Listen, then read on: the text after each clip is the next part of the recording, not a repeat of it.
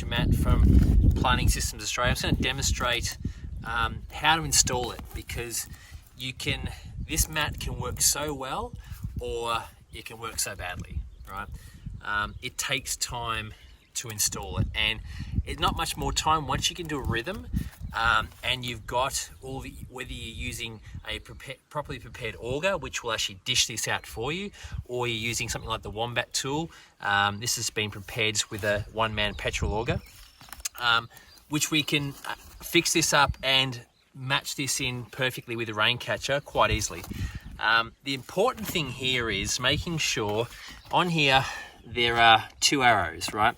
And here it says the planting dish should be deep enough for these 2 arrows to meet. So these 2 arrows need to meet here. That is the depth of your RainCatcherMat.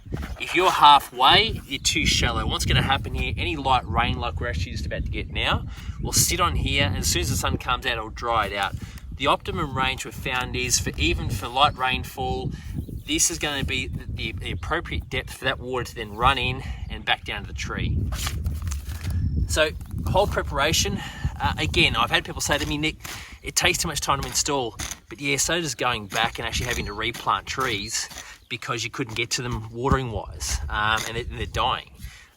It doesn't take much more. This will look after trees for you. Any light rain, as I was about to get now, will send all that water directly to that tree.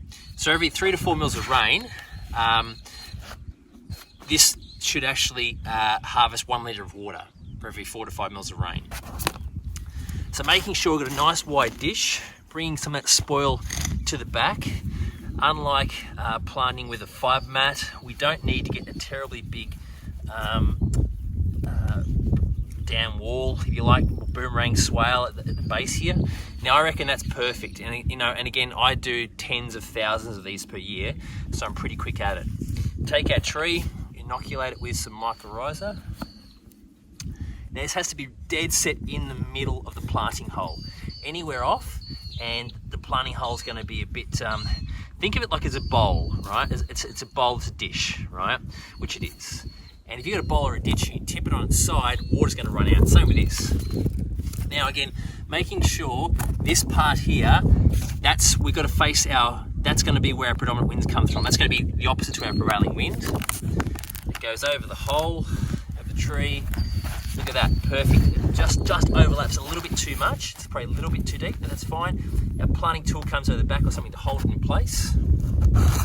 A guard comes over. Now a guard needs to face directly, this part needs to face directly into your predominant wind, right? 3 points, making sure you get 3 points of contact on the RainCatcher. Spear that through. Now it's not going anywhere, that's firm on the ground. The guard's in place. That's ready to now harvest some water.